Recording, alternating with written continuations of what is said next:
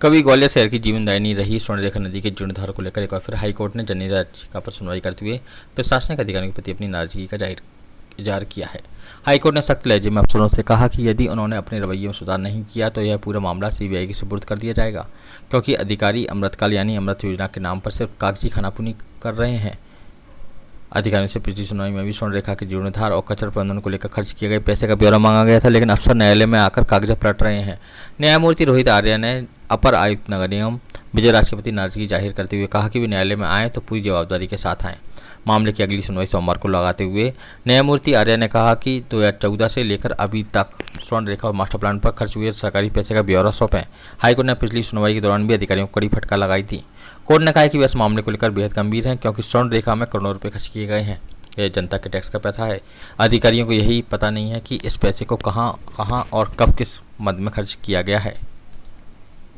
देखिए, माननीय न्यायालय के समक्ष एक बार फिर स्वर्णरेखा नदी, जो एक ज़माने में ग्वालियर की जीवनदायिनी नदी थी, उस पूरे मामले में, उस पूरे प्रकरण में सुनवाई थी। एक बार फिर माननीय न्यायालय के समक्ष समस्त आला अधिकारी प्रस्तुत हुए और उन्होंने अपना एफिडेविट, आज फिर कंप्लाइंट रिपोर्ट प्रस्तुत की। और माननीय न्यायालय ने जब कहा कि पिछली सुनवाई में मैंने स्पष्ट रूप से कहा था कि आपको मास्टर प्लान में जितना खर्चा हुआ है वो आपको बताना है, तो वो पेज पलटने लगे। और माननीय न्यायालय ने जब उनसे मांगा तो वो देने में, दस्तावेज देने में असमर्थ हुए। तो माननीय न्यायालय ने चेतावनी देते हुए स्पष्ट तौर पर कहा है कि इस पूरे मामले में अगर आपको ऐसा लग रहा है कि आप मुझे गुमराह कर लोगे, तो जो होने वाला नहीं है। और मैं इसमें नोट शीट लिख के जाऊंगा, आपको एक बार फिर बता रहा हूँ, नोट शीट लिख के जाऊंगा। आगे भी सुनवाई चलती रहेगी और मैं अगर आप ऐसी गुमराह करते रहोगे तो मैं पूरा मामला सीबीआई को सौंपने का काम करूंगा। सीबीआई इसमें जांच करेगी। जी, आज बहुत बड़ी बात माननीय न्यायालय ने कही है।